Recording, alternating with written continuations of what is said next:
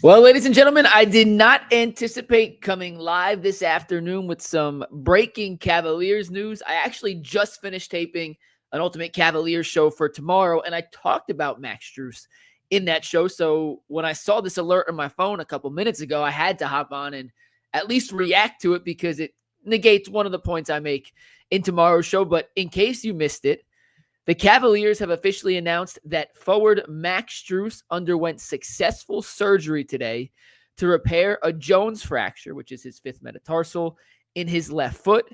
The injury was suffered recently during offseason training. The procedure was performed by Dr. David Porter in consultation with the Cavs team physicians at Forte Sports Medicine and Orthopedics in Indianapolis. Strus is expected to resume basketball activities in approximately 3 to 4 months.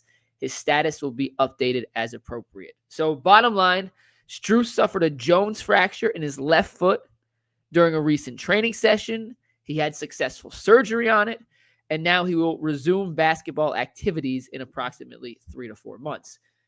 Let's just assume for the sake of this that it's September because we're a few days away from September. So 3 to 4 months means September, October, November, December.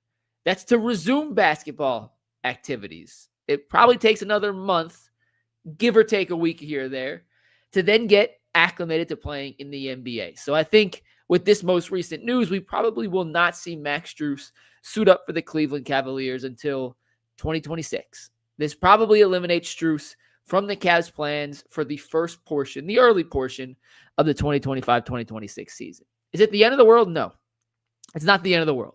You'd much rather have this happen now to a player like Max Strus than to have it happen in February and have him miss the final stretch of the regular season and into the postseason. If one of your players is going to sustain any kind of injury, this is when you would prefer it to happen. It makes so much more sense. It makes life a lot easier to be able to adapt now before training camp. You could bring in and readjust your roster to fill that void however you want. Much easier now in the offseason than you can in said regular season. But this does impact the Cavs because Max Strus is not only a very good player, he's one of their most valuable three-point shooters. He brings a level of intensity on defense that few guys on the roster, if any, frankly, match. Is he perfect? No. By no means is he a perfect player. But he's a good, high-quality role player that fit alongside the core four. And in this year, in this version of the Cavs, I think he would have ended up moving to the bench, which is now a decision that Kenny Atkinson, I don't think will have to make. I think it's pretty obvious. If Strus is hurt, DeAndre Hunter slides into the starting lineup. I would have done that anyway, which listen to tomorrow's Ultimate Cavs show that premieres at 8 a.m. You'll hear me go over the reasons why I think that should happen. But this essentially takes that decision out of Kenny Atkinson's hands. It means DeAndre Hunter's your starting forward alongside whoever they want to start at the one because Darius is out, remember, Donovan, Evan, and Jared. This also means for the Cavs that they're probably starting the season without two of their five starters from last year who will be injured. Darius could be back to kick off the regular season, to tip off the regular season. Excuse me. I hate when I mix up sports idioms to tip off the season. Most likely will not be ready, but I don't think he'll miss that much of the regular season. He should be back if all things go well significantly sooner than Max Strus. But the question bears to ask now, in Strus's absence, who steps up? Is it a Jalen Tyson who could be thrust into significantly more minutes without Max Strus? Can he fill that void? Is he a good enough shooter to draw the defense and have that gravitational pull that Strus does that allows the rest of the Cavs offense to operate in the driving kick fashion at which they do? Is it Sam Merrill, who does a lot of the same things Max Strus does from an off-ball movement standpoint, but doesn't have the same level of attacking downhill creation that Max Strus does? Is it Tyrese Proctor? He's a guy they drafted that at 6'6", fills, in theory, the void, but is he ready? Is he physical enough? Can he defend? Will he be hunted? Those are the questions that we're going to have to find answers to during training camp, during the preseason, and the early stages of the regular season. Is it someone else? Do the Cavs lean into a bigger lineup now and play more of the Dean Wade, DeAndre Hunter at the 3-4 instead of the 4-5 to minimize the loss of Max Strus, who kind of was their tweener 2-3 guy? He started a lot at the 3 alongside Donovan and Darius, but he's more traditionally a 2 guard.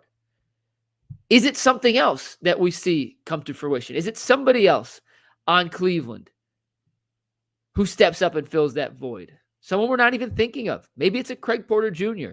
who in those minutes steps up and fills in for Darius Garland, which then allows everyone else to slide back one. You brought in Lonzo Ball.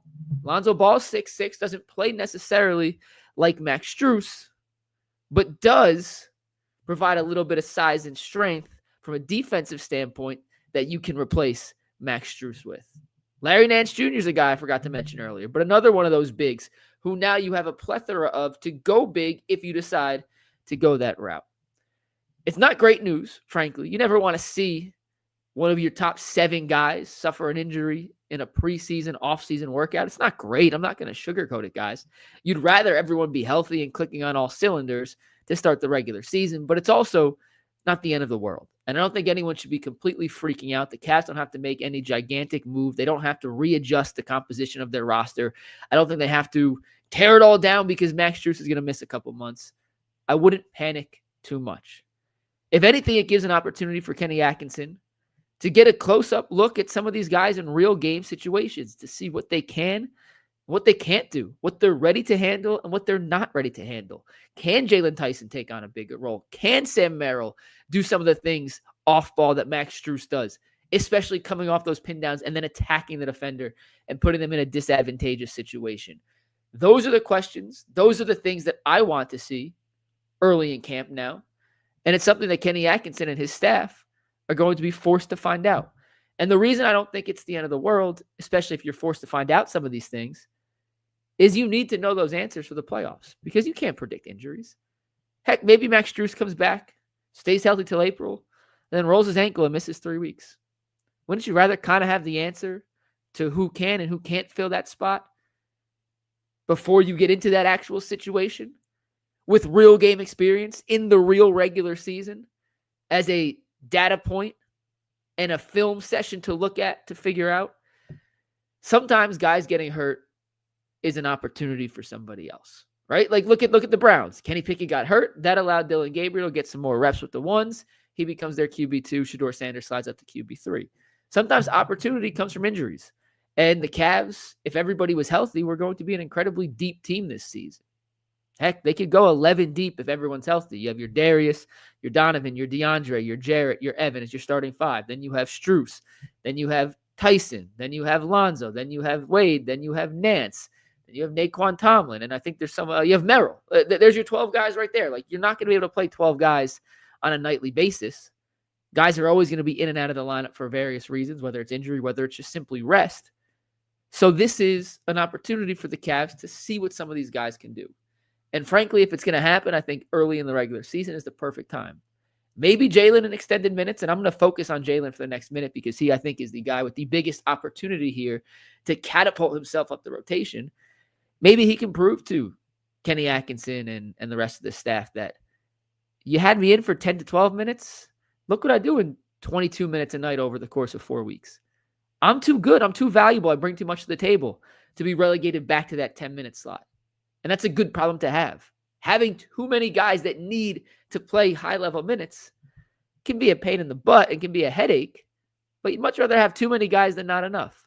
And maybe Sam Merrill is more of an off-ball guy and an on-ball creator than I'm giving him credit for right now, than we've all seen from Sam Merrill over the course of his early NBA career. Maybe he has it in him and hasn't been asked to do that.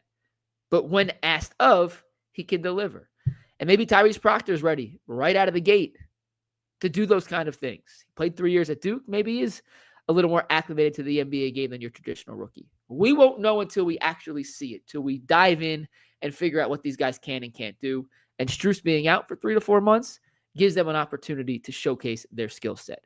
As long as Strus makes a full recovery, and as long as he's back by the All-Star break, so he has the second half of the season to integrate himself back into the rotation and into the fold, the Cavs will be just fine. It doesn't even seem like the injury, which once again, the Cavs listed as 3 to 4 months before resuming basketball activity. It doesn't even seem like the All-Star break. That's on like the end, like the far end, the extra cautious expectation of when he can return. He may play 35, 40 regular season games. Would you rather have him for 82? Yeah, you would. But having him for the right half of the season, the back half of the season, is much more important than having him in the first half. The only thing I will say, then we'll wrap it up here, I'll read some comments, is if Strus being out and Darius being out puts too many minutes on Lonzo early, I would be a little cautious just because of the track record, just because we can't trust him to stay healthy. He's proven to us he hasn't stayed healthy. He hasn't. So that's my only fear. I think getting the young guys reps is only a good thing. It's only going to help the Cavs down the road. I wouldn't look too much into the overall impact. I wouldn't change the roster. I think the Cavs will be just fine. But I think the Strus injury means DeAndre Hunter slides into the starting lineup. We're going to see a lot of those young guys early, see what they're made of, see if they're ready for a real role on an NBA team that's competing for a championship. And we're going to learn a lot about those guys in the first 3, 4, 5 weeks of the season in a way that we wouldn't have if Max Strus was healthy. All right, let's see what we got here. Y'all hate me says, Hunter can't stay healthy. You know what? That's actually a fair point.